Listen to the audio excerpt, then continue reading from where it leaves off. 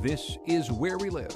I'm John Dankosky. Coming up, the residents of Flint, Michigan are in the midst of a water crisis. We'll get an update and find out what we can learn about our water supply here in Connecticut from this story. But first, we'll get an update on our state's other major utility systems from Arthur House, chairman of the Public Utilities Regulatory Authority. If you've got questions about gas and electric, grids and pipelines, rates and regulation, join our conversation, 860-275-7266. Again, it's 860-275-7266. You can comment on our website, wnpr.org/where we live, and you can find us on Facebook and Twitter at Where We Live. I want to welcome Art House back to the program. Thanks so much for being here. I appreciate it. It's great to be here. Also joining us in studio is Luther Turmel, who's staff writer for the New Haven Register, who's been covering a story that we want to start with. And Luther, welcome back to the show. Thank you, John. Last month, Connecticut regulators approved the $3 billion merger of a Spanish firm called Iberdrola and New Haven-based UIL Holdings. The news came just a couple weeks after the Public Utilities Regulatory Authority issued a draft decision that okayed the deal. Maybe, Luther, you can just give us a little bit of a thumbnail sketch of what exactly this means. Well, it means that Iberdrola would be the owner of United Illuminating, Southern Connecticut Gas, and Connecticut Natural Gas, as well as a Western Massachusetts utility, Berkshire Gas. One of the things that makes this interesting is at one point a forerunner, a predecessor of Iberdrola, Energy East, owned these natural gas utilities that UIL had, and then they sold them to UIL, and now they're essentially getting them back. So, and that sort of played in to some extent to some of the decision-making process, I would imagine, for the PURA commissioners. And I'll be asking Art House in just a moment about these decisions. What do you think that this might mean for ratepayers? I mean, obviously, whenever there's a big change in leadership of any major corporation, certainly a utility, it could be a big deal for ratepayers, or it might not mean that much. What do you think? Well, I mean, within the final decision, within the final ruling, there's some freezes and some protections for a certain period of time, and then basically it goes back to the normal process where they go before the PURA and have to prove why they would need a rate increase. But there is a little protection for a while as part of the decision. So maybe you can talk us through the decision that you folks made, Art House, when these two companies were talking about coming together. It wasn't initially approved. Now the approval means there's this new company, Avangrid, which is going to be working in the southern part of the state. Take us through the process that you had to go through. Sure. It's in the law, Connecticut Law 16-47, 16-22. There are criteria that have to be met if there's going to be a change of control of a public utility. And it is the responsibility of the company to come to PURA and make the case that it has the financial, technological, and managerial suitability to serve Connecticut. It has to show that it will provide safe, adequate, reliable service and that the transfer of assets is in the public interest. And what happened the first time round was the PURA did not think that they'd met that criteria. You start with the fact that UIL is a sound, well-managed company. This is not like a troubled bank where you have to find a successor. They were doing just fine. And the question was, what would they be like if this international company took control? We found they did not meet that criteria. And then if you'd like, I can get into how they did the second time. But in June, we turned them down. They resubmitted, and we reconsidered. And when they resubmitted, what changed? What changed in their presentation? What changed about what they said they were going to do that made you think, okay, maybe this merger might work? Sure. First of all, Iberdrola is a very large company with considerable financial resources and extensive technical capabilities. What we were concerned about last June was the protection of UIL's financial strength and its managerial competence. We did not want vicissitudes, changes, say in Brazil or Spain or some other country in which Iberdrola was operating, to enable them to draw on the financial strength or the managerial talent of UIL. So they did, let me just put them in three categories. One is they created ring fencing, which we called for, which shields the financial integrity of UIL from problems elsewhere in the company or elsewhere in the world. Secondly, there were guarantees regarding the integrity of United Illuminating's management. levels of employment in Connecticut, jobs to be created, retention of a headquarters here in Connecticut. And third, there were a bunch of financial factors, including rate freezes and credits. There was a promise, or a guarantee, I should say, to clean up English Station, which is a polluted facility in the harbor of New Haven, and also contributions to renewable energy. So it was a split decision, I should say.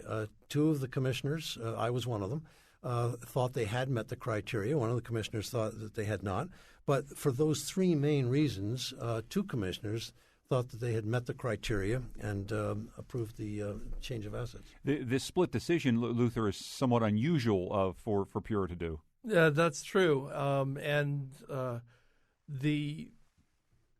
It shows, I think, the integrity of PURA as an entity. I mean, a lot of times I get calls from the public saying, well, they're regulators, but they don't really regulate. And what people don't understand is that PURA operates as a quasi-judicial agency, that they can't. The only things that they can take into account are testimony that's given under oath. So it's hard, and I know that there's probably some concern about potential litigation from companies that don't get what they want, to put it bluntly.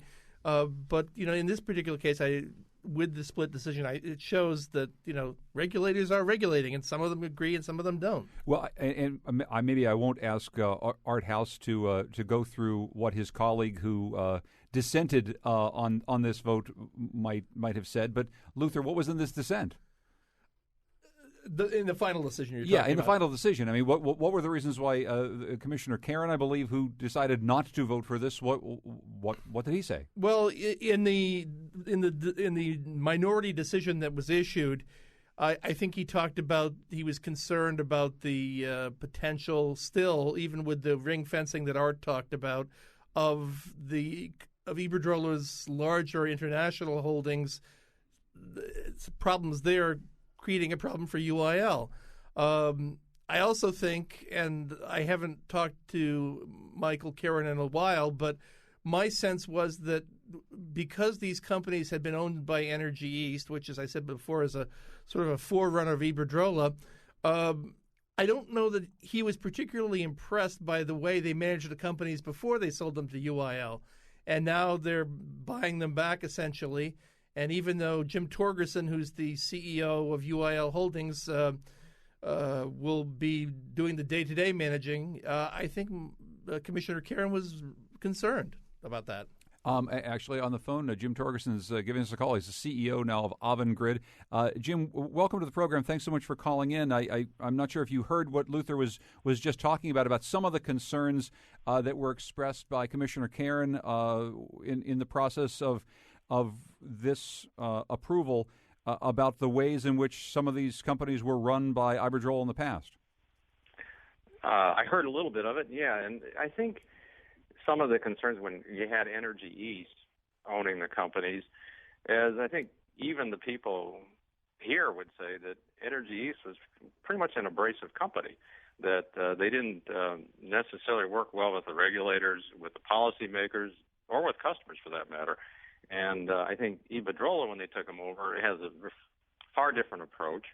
But then Iberdrola was looking at maintaining their balance sheet, and they had other projects they wanted to look at. So then in 2010, they sold those gas companies to UIL, and we were very happy to buy them. And then we got to know the people from Iberdrola through that transaction and found them to be good people, very good operators of utility systems worldwide. And we worked out a transaction with them that we went through and got the approval ultimately.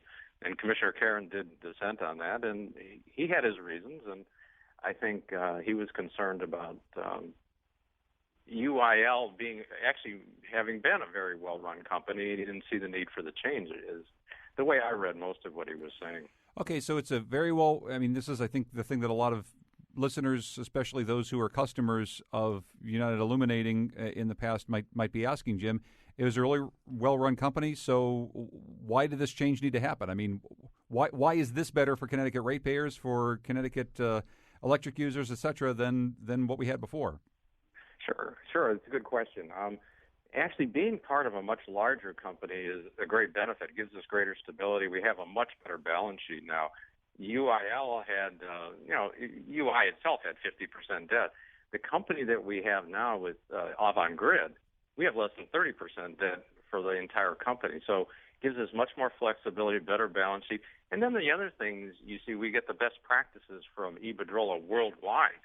They operate in a number of countries, and they have 32 million customers worldwide. So we can leverage the best practices and hopefully put them in place for our customers. The other part of it, and I think you mentioned it already, there were Commissioner House, Chairman House did. We had customer credits. We're committing to 150 hires in the Connecticut area. We're keeping our Connecticut presence. We have the ring fencing involvement. We're going to keep our community involvement and contributions that we've had all along, and actually even up some of those a little bit. And I think and then cleaning up English Station was all part of that. So when you put the whole package together, you look at it, we are going to be a better company than we were because we'll have more capabilities. We'll be able to invest in things that we couldn't before. Well, for example, distributed generation, for one. I just want to ask Art House about that. So, and this isn't unique to utility mergers. This essentially happens every time that there's a merger of two companies. There's a smaller company that is now part of a larger company, and when you ask the people from that now larger company what the benefits are, they say, well, economies of scale, we're able to utilize all these great mines that we have all over the world, et cetera, et cetera. But a lot of the people on the ground always worry about the control being further away from the place where you actually do business. And this has happened certainly in utility mergers that you've dealt with in the past here in Connecticut, and it's happening again. To this point, Art House, of it's a better company now that it's much, much bigger and part of this multinational conglomerate. I mean, what do you broadly say to that sort of statement? Well, what we say is, did they meet the criteria of the law? You may be right. I made the point during the hearing that in 5, 10, 15 years, you have a brand new company of control, Iberdrola. What is their corporate culture? What kind of people are they going to hire and promote? What will their interest in the community will be? That's very hard to predict. But this gets to the core of what PURA does. This stuff is really, really complicated. Engineering, finance, law, public policy. We had months of hearing. We had just stacks of documents coming in. We had a lot of controversy. And we have a very talented staff at PURA, I must say. I mean, a small staff who has to go full bore to take all this apart. And the Commissioner Betkoski and I ended up thinking it was in the public interest. Commissioner Karen, who's really smart and really does his homework and reads everything, came out the other way. But full respect among the three of us. It was the three of us really were pleased with this decision because each commissioner got to weigh in the way he thought about it. And to what Mr. Torgerson is saying, it made sense in the sense it met the law. That's as far as we go. Do the facts meet the law? Did they do what they had to do to receive our approval? Luther, do you have something? Well, no, I was going to add, I think one of the things that sort of might get glossed over in all of this, I mean, because certainly the credits and the freezes of rates affect the larger population of consumers of all the UIL utilities, but English Station, and in the original decision, actually before the original decision was made, PURA's commissioners said that they didn't have the technical capability to require or assess whether the cleanup of English Station should be part of the decision.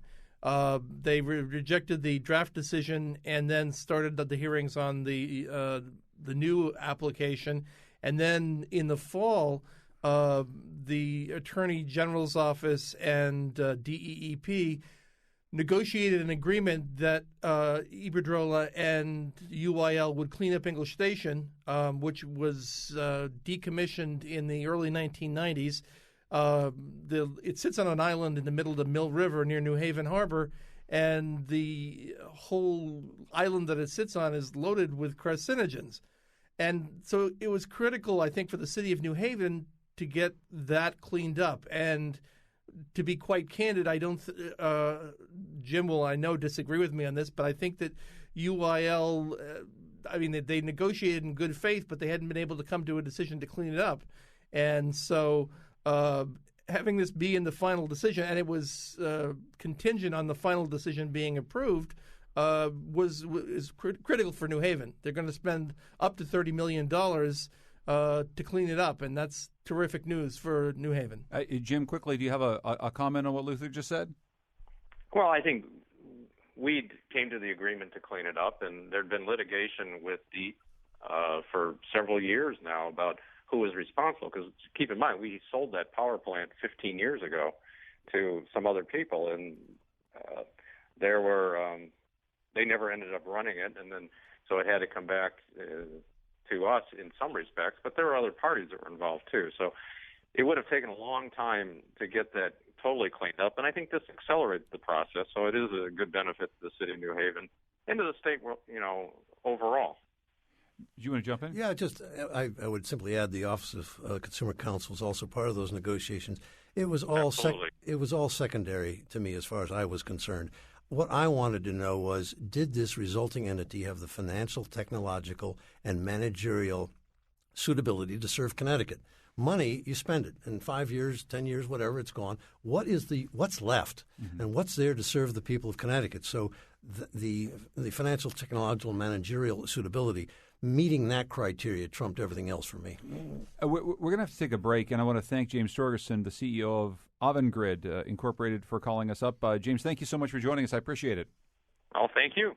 And I want to thank Luther Turmel, who's a reporter, staff writer for the New Haven Register, who's been covering the story. Luther, thank you so much. Good to see you. Thank you, John. When we come back, we're going to take some of your questions for Art House. He's chairman of the Public Utilities Regulatory Authority. A lot to talk about around gas and electric. We'll be talking about our water supply coming up later on in the program. You can join us at 860-275-7266 or email us wherewelive@wnpr.org.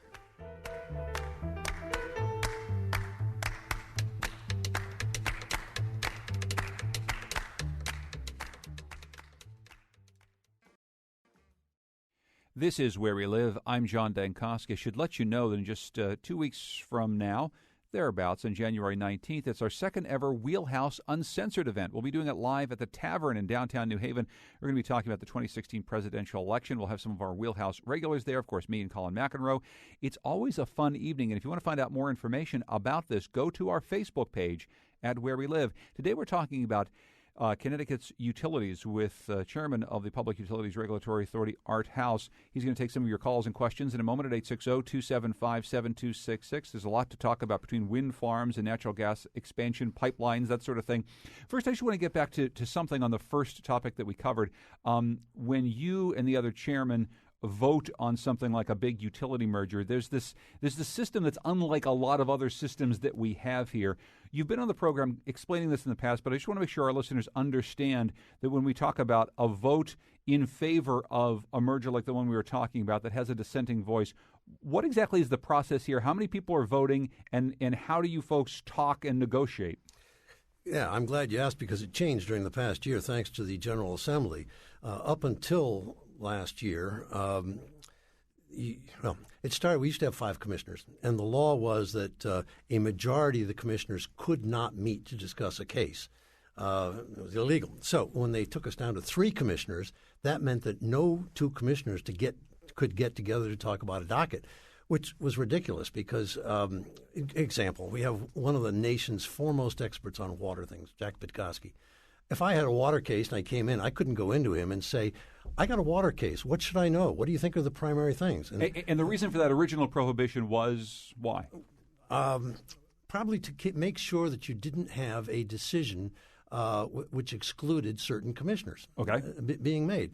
The Supreme Court of the United States, Supreme Court of Connecticut, the justices can get together and can debate things. And since it's changed, we've had, frankly, a much better system. The people are served. We save a lot of time. The commissioners can get together with staff. What's your problem with this? These are the 3 things I think are most important in this case. We debate it. And, of course, one of the questions we'd have in the media is, you guys get together just over dinner and start talking about this stuff. Is it a public meeting? I mean, should we be able to get the minutes? Should we be able to sit in and listen, record it?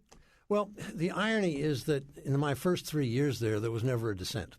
Since we have had this new law, there have been 2 major dissents. And so the debate is absolutely critical. But instead of sending a staffer in saying, what do you think about point number 2, the commissioner tells the staffer, he comes to me and says, here's what he says he thinks. We get together. We've saved countless hours of time. and there is respect for the views of all the commissioners. And in the end, they vote. They're like judges. They come down with their decision. But should it be a more public process? I mean, should we get behind the scenes in how you make the decisions and how the deals are made and how you decide, yes, we're going to go ahead on this? Well, no more than you should be in the room of the Supreme Court judges are saying, why do you hold that view? I understand this merit. How about the second and the third? How about this? How about that? But there are open court proceedings for the Supreme Court, and we have them too. We have oral arguments in which all of that someone can come in, make an oral argument for a draft decision. They can weigh in. So yes, it is quite transparent, and everyone gets a chance to weigh in on our decisions. The point is that now we can challenge each other. We can learn more. Our decisions are far more knowledgeable, more focused. And I think of much higher quality because the commissioners can talk to each other. And if you have any questions about this process as well, 860-275-7266. Dean has called from East Haddam. Before we get to some of the other issues, let's go to Dean's phone call. Hi, Dean. Go ahead. Hello. Good morning. Hi. Good morning. What's up? Morning, Dean. Good morning. I'm calling because I had a little change of heart from what I spoke to the screener about. Okay. I'd like to know who is the PURA accountable to? Because as a ratepayer of Eversource Energy, it seems to me that, and maybe I'm being a little crass about this, but it seems to me that they throw money at an issue and it disappears. Case in point, all the closures of the buildings, and we're not getting any increased service. They outsource jobs.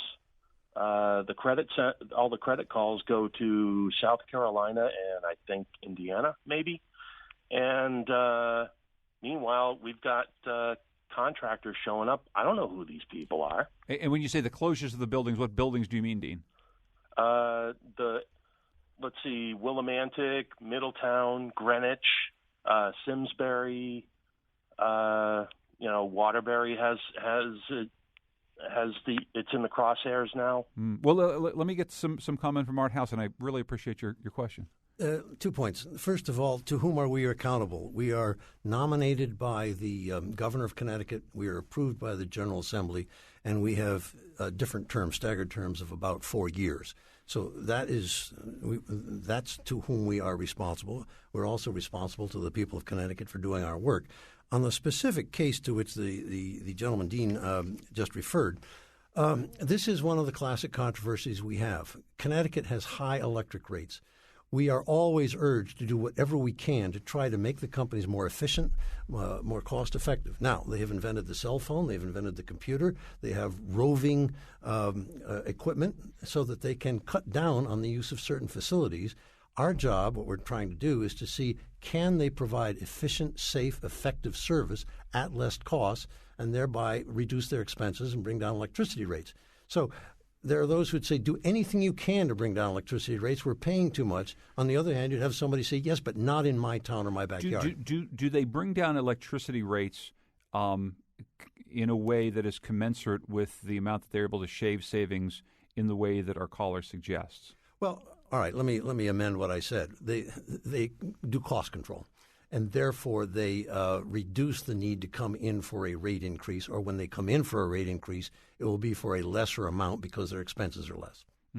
And Dean, thank you very much. We'll get some more phone calls in a moment. I want to get to natural gas pipelines. The Tennessee Gas has proposed installing a 24-inch transmission line in close proximity to an existing 16-inch line on MDC watershed property. The MDC board hasn't reached a decision on this proposal. It anticipates taking the matter into consideration by year end. Explain PURA's role in something like this. John, whenever you get into an energy issue, I think it's the obligation of all the actors to say, here's what I think of it and here's what my role is. But there's always more than one actor. Mm-hmm. So just to be clear on this, you got three kinds of transmission. You got a wellhead. We don't have gas wells in Connecticut. You have transmission from wellhead to compression stations and interstate, which is ruled by the FERC, the Federal Energy Regulatory Commission, and then local distribution. PURA does local distribution from a compressor station to your home.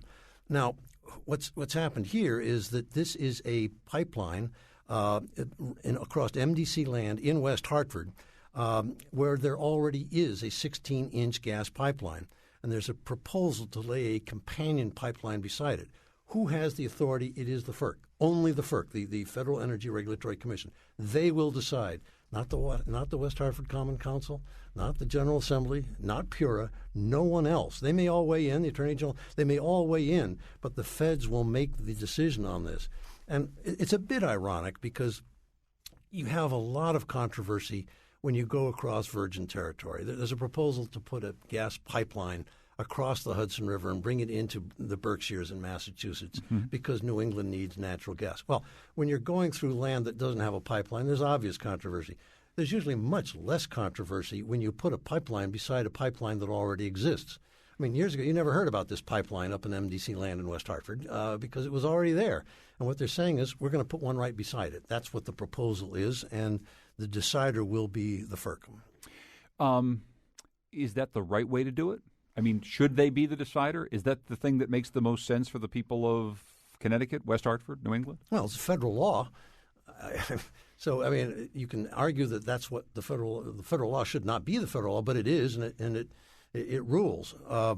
Now, should FERC decide to do it, to construct the pipeline, PURA will get involved again. We are the Connecticut Interstate Agency for an organization called PHMSA, another acronym. This is the Pipeline and Hazardous Materials Safety Administration of the U.S. Department of Transportation. A pipeline is transportation, and we will inspect the work. We have a pipeline inspection and safety unit, which I'd be glad to discuss with you. Yeah. We already do that for the Algonquin Improvement Market Project, and we would do it for this project up in MDC territory for PHMSA if it were approved by FERC. So it's approved by FERC, and then you would examine it for safety. For safety, and safety means making sure it doesn't leak, making sure what? The welds are correct, that the standards of placement, that the gradient going up the hill is reinforced, that they're doing it according to code.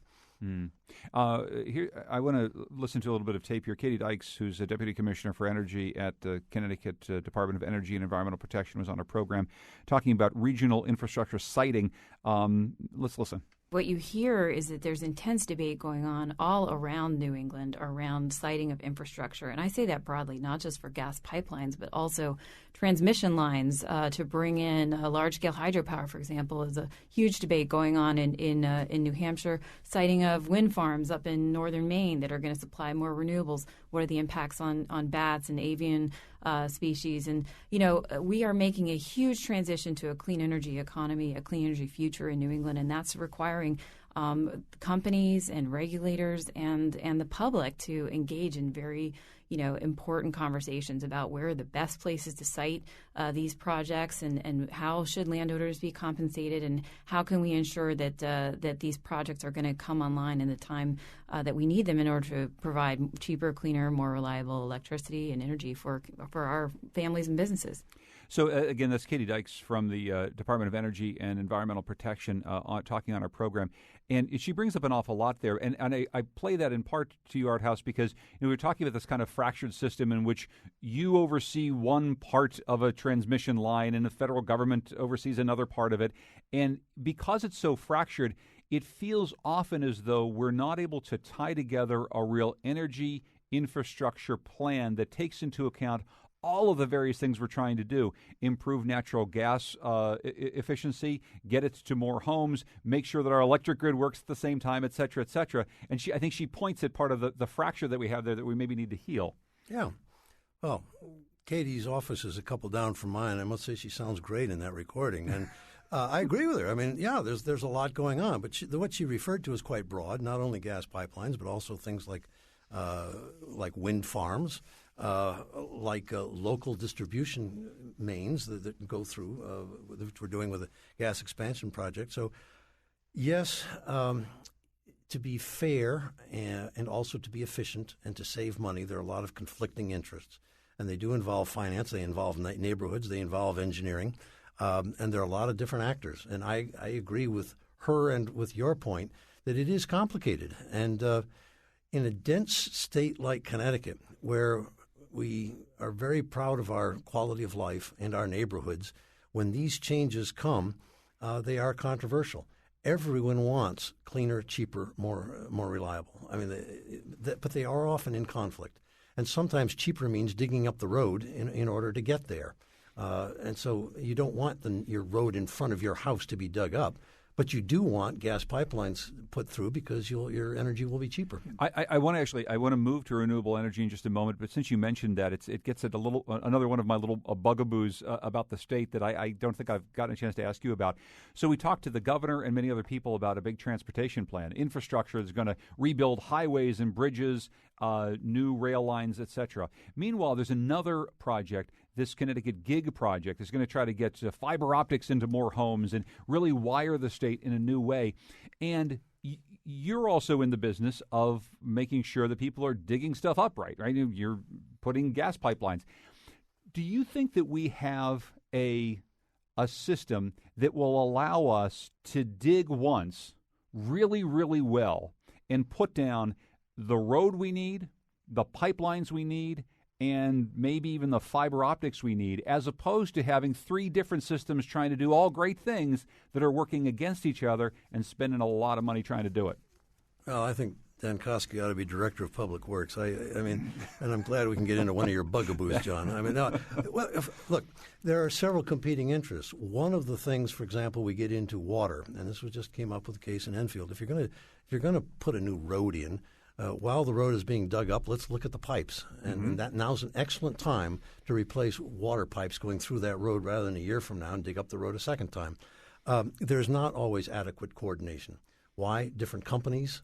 You have the Public Works Department of a town. You have a gas company, you have a water company, and you may have a decision, for example, to underground some electric wires. So the coordination is not always what it should be. A point well taken, and I think we could be doing more. But are you involved as a commissioner of PURA? Are you involved when the governor's talking about making a massive change to a roadway? Are you actually part of the conversation so that we can really think about digging this up and figuring out how we're going to run utility lines underneath it too? Not usually, no. We don't get into road construction work. Yeah. How about when it comes to things like this GIG project, when it comes to laying fiber optics? I mean, is PURA involved in that? I have not seen anything about the GIG project either, no. Really? Okay. Turning to something that is out of my neck of the woods, last year Connecticut launched its first commercial wind farm just off of Route 44 in Colebrook, Connecticut. If you drive out through my town, Winstead, and you drive up the hill to Norfolk, you see it. It's right in your line of vision as you drive out Route 44, and it's kind of one of the two towers is a very looming presence. Since then, some residents in the surrounding area have reported some adverse health effects. Joyce Hemmingson, the president of Fair Wind Connecticut, is a citizens group that opposed the turbine's construction, says low-frequency sound could be the culprit of some problems that people are having out there. There are some people who are very sensitive to this, but again, because these are so huge, I mean, the blades sweep, I think, over 2 acres with each rotation, and they're up, close to 500 feet. You can't block that, and these low-frequency waves go right through your house. So there's, you can't put up blinds, you can't insulate for that kind of thing. So there's no mitigation, in other words, if you're that close. So people are talking about adverse health effects. They were worried about this before these wind turbines went up. Have you heard some of these concerns, and is this something that you are involved in at all? I've just read about them in the newspaper. Again, you get to this situation of what do we have in Connecticut for energy? We have no gas, no coal, no oil. We're not New Mexico or Arizona. It takes 5 acres of solar panels to produce 1 megawatt of electricity. And this is the only wind turbine project that Connecticut has. It's in Colebrook. Now, PURA got involved in that it certified that project for Class 1 power purchase agreement with Eversource. In other words, they can sell their renewable energy credits. In Connecticut right now, roughly 19, 20, 21% of our energy comes from renewables. This project, they cut the ribbon on October 1st, 2015 for 2 2.8 megawatt units, and they are operational in the testing phase. But where to put it comes to the Siting Council. The Siting Council of Connecticut approved the project in a specific location. After they cut the ribbon on October, right away there was nearby residents complained of headaches. and they suggested it came from ultrasound, which is sound like a dog whistle. You can't necessarily hear it, but you know it's there, and it causes discomfort. Siting Council has ordered a post-operation noise monitoring, which is now 3 months old, but I would just note that the Siting Council is not bound by the Connecticut noise control regulations, and so what we have is we have not yet scientifically determined if the project is sound compliant, and depending on the test results, there could be a request for mitigation. So if I'm in a town and I have these concerns and someone wants to build a wind farm, like, who do I turn to? Who's the person or the agency where I have some ability to get some redress here? I would start with the Siting Council. They decide what goes where. And they decided that this site was appropriate to put in a wind farm. So that's the starting point. And that's the starting point. And PURA's role in all of that is essentially non-existent up until what point?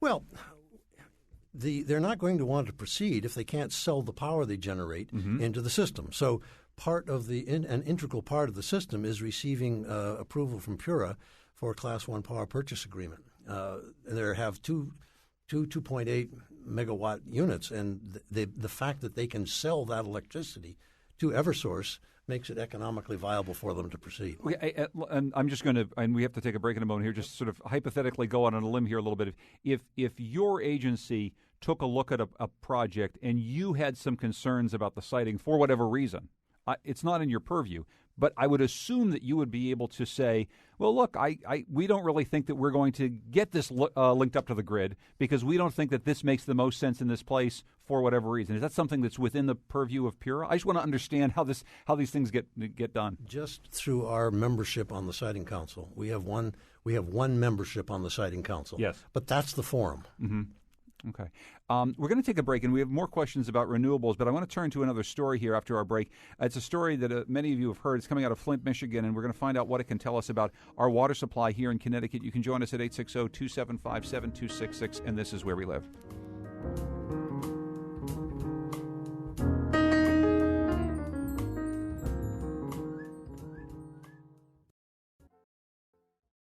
This is Where We Live. I'm John Dankosky. Coming up tomorrow, a one-on-one conversation with the new mayor of Hartford, Luke Bronin. We'll talk about schools and salary increases, ballparks and city budgets, and we'll take some of your calls, your questions for Luke Bronin. That's tomorrow's program. Right now on our program, we've been talking about our utility system. We're going to turn to Flint, Michigan, where high levels of lead have been discovered in the city's water supply. My eyes are burning in the shower, and I'm like, oh, my goodness, like, what's going on? I get out the shower, and I can't see for a minute because my eyes are burning. Governor Rick Snyder has declared a state of emergency in Flint. Joining us now to talk more about the city's water crisis is Lindsay Smith. Lindsay's a reporter for Michigan Radio who wrote and produced Not Safe to Drink, a radio documentary about the Flint water crisis. Lindsay, welcome to the program. Thanks so much for joining us. Thanks for having me, John. First of all, give us the latest on the situation in Flint. What exactly is happening there right now? Well, today the mayor of Flint is meeting with Governor Rick Snyder about that emergency declaration that you mentioned. The city is looking for access to millions of dollars from the state, and hopefully they would like money from the federal government as well to help sort of resolve what they're calling a man-made disaster. These would be like the same funds if a tornado swept through your town, but in this case, it was not really a natural disaster. It was something that was honestly human error. And the human error it's shocking and it's very sad, but maybe you can explain it to us. What was the source of this lead contamination? So a couple of things compounded to lead to these problems, but at its basic level, the state's Department of Environmental Quality, our Michigan's environmental regulators, really failed to guide the city of Flint on how to properly treat their drinking water when the city switched from Detroit's water system, which is a huge system in Michigan. Plenty of cities get drinking water from Detroit, and Flint used to just buy pretty much finished water from Detroit, ready to go into people's tap water. When they switched to the Flint River, this was a money-saving move. They had to treat their own water source, and that proved to be more difficult than they expected. River water is a little harder or trickier to treat and to learn how to treat, but they got the wrong guidance from the state level on how to properly treat that water, and that has led to this corrosive river water kind of eating away at these old pipes, the infrastructure system, which is pretty common in many older cities across the country. It's not uncommon to have lead service lines or lead solder when you're connecting the water pipe that brings pipe from the main in front of your house to your house. If a water source is treated properly, the water will coat the inside of those pipes and kind of protect, keep those metals, those heavy metals, from getting into people's tap water. But because the water wasn't treated properly, it basically ate away at those pipes and got into people's drinking water. So we're talking about old infrastructure, which is something we obviously have here in New England as well, not understanding the technology, clearly something that you've just described. But it all starts, Lindsay, from wanting to save money. I mean, what can you tell us about this switch to this water system that then turned out so horrifically wrong? Yeah, this is an interesting case in Michigan. Obviously, we were hit pretty hard by the recession. You may know Detroit went through municipal bankruptcy, the largest municipal bankruptcy in U.S. history a couple of years ago. And Flint was very close to the same scenario. We have a law that instead of allowing cities to go directly to bankruptcy, the state appoints an emergency manager to kind of take over cities and school districts that are in danger of heading to bankruptcy court in a way to try to prevent that, right? So the state-appointed emergency manager has powers that elected leaders, local officials just don't have. They can, unilaterally break union contracts. There's been school districts where emergency manager comes in and lays off everybody and will hire a private contractor to run the school district, for example. So in Flint's case, an emergency manager from the state was appointed. There was some back and forth between, the city of Detroit on how much they were charging for water at the time. Flint ultimately decided, and the state decided, that Flint would switch to this new water system to save money. Well, the new water system isn't built yet. It won't be done until probably this summer.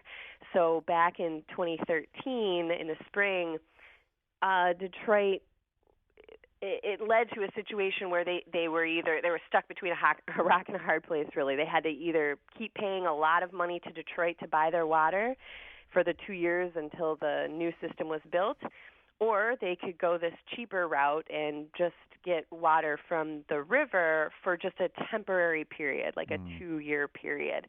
And that's what the state ultimately decided Flint was going to do. Stand by for a second, Lindsay. Art House is here. He's chairman of the Public Utilities Regulatory Authority here in Connecticut. We've been talking about our various utility systems here. When you hear this, Art House, I guess the first question I have is, could something like this happen here in the state of Connecticut? Well, I certainly hope not. I mean, the lesson I learned is that you should never manage water as an emergency if you can possibly help that. And they got into an emergency up there and turned from the Detroit system to the Flint system. It's caused the problems that Lindsay has just described. I would just say, look, 3 basic points. Water is absolutely vital to life. It's capital intensive, more than gas and electricity. It costs a lot of money to process and deliver water, and it has to be safe and widely available. Fortunately, Connecticut is a water-rich state, and we have the Water Planning Council to look ahead to avoid these kinds of emergencies. I'd be glad to get into that, but those are the lessons I draw from what Lindsay has just reported on. And we just have a couple of minutes, but this Water Planning Council is something, we've not really had a full-on water plan here in the state, something we've talked about in the past, and this is something that's relatively new, right? Yes, it is. Connecticut, among its great resources, has the Honorable John W. Betkowski III, my vice chairman, who is a national expert on water. And he chairs the Water Planning Council. The General Assembly asked them to complete a plan to address issues involving the water company's water resources and the state's drinking supply, and it'll be completed in 2017. It goes to the General Assembly in 2018. Now, PURA works with the Department of Public Health, OPM, DEEP, and others. And yes, we're trying to look down the road. We need a competent and publicly supported oversight of the water industry. We have ways of financing it and inspecting it, but Connecticut has a lot of water, and through the Water Planning Council is looking down the road to try to avoid exactly this kind of problem. Lindsay, in just a moment or so, can you tell us if this, aside from all of the things that are happening at the governor's level and beyond around mitigating this crisis right now, is this substantially changing the way in which you're looking at water as a resource in Michigan? I think that this is such an unusual case. Like, you don't see a lot of cities switching water sources altogether like this in this way, because Flint was sort of doing this because of its dire straight financial situation. I think we're looking at how the state handles those emergency manager situations, the cost-cutting side, and how we test the water for lead is another way. But I think it's kind of an unusual case. So, yes, certainly we're looking at it and looking at other cities, but, you should also know that not every city is, looking to save money in this drastic way. Lindsay Smith's a reporter for Michigan Radio. She wrote and produced Not Safe to Drink. It's a radio documentary about the Flint water crisis. It's great reporting, and we're tweeting out links right now at Where We Live. You can also find it on our Facebook page. Lindsay, thank you so much for your work. I really appreciate it. No, thanks for having me. I want to quickly go to Valerie, who's calling from Bloomfield. Hi, Valerie. Go ahead. Hi. Yes, I'm concerned as a citizen of Bloomfield with who's overseeing the MDC decisions about selling water to private for-profit water bottling companies. We have a situation developing in our town where we've been assured that there will never be a difficulty with our public water supply for drinking, but up to close to 2 million gallons a day could be getting pumped through MDC Reservoir 6 to go to Niagara water bottling. And I don't know whether this water planning agency will be looking at decisions such as this, because water is a resource, and a lot of citizens are becoming concerned about who's making decisions, especially in regard to this kind of concept of privatizing the water supply for profit to an out-of-state company. Well, Valerie, thank you very much for the question. And I'm wondering how much of that you can comment on Art House, but this is something we've certainly heard before, and Valerie's concern, very valid. Well, as I understand, and I'm not a specialist, as I understand, the Barkhamsted Reservoir releases about 500 million gallons of water per day. The demand from this Bloomfield plant would be about 2 million. So that's the nature of what we're talking about in terms of resources. But any concern can go to the Water Planning Council. PURA, as an agency, does not oversee municipal and regional water authorities. We have no authority whatsoever over the MDC. But I would certainly welcome anything sent to the Water Planning Council to be brought to their attention. We didn't get a chance to talk about an awful lot of things, including nuclear power in the state. We have just about a minute or so right now. You were saying off the air, the amount of energy that's generated by our nuclear facility versus some of the renewables that we have here in the state. We're not backing off of nuclear power here in Connecticut anytime soon. We're not building anything new. The governor's cleaner and cheaper, more reliable. Everyone's in favor of that. We all want more renewable. We want more sun. We want more wind. But just look at the controversies we had in Colebrook. We have two large solar farms in East Lyman and in Somers. They each of those produce about 5 megawatts. So between Colebrook, Somers, Enfield, we have 16 megawatts. Right down the road from that, Millstone puts out 2,000 megawatts a day. And it's clean. And the question is, while we go for renewables, we want Pratt & Whitney to work at night when there's no sun. We need a base load, and we have to recognize that here's a large load which does not pollute the air right here in Connecticut. And maybe we have you back sometime soon and just spend a lot of time talking about how we ramp up some renewables in the state. But Art House, Chairman of the Public Utilities Regulatory Authority, thank you so much for coming in once again, sir. Always good to be with you, John. I'm John Dankosky. This is Where We Live.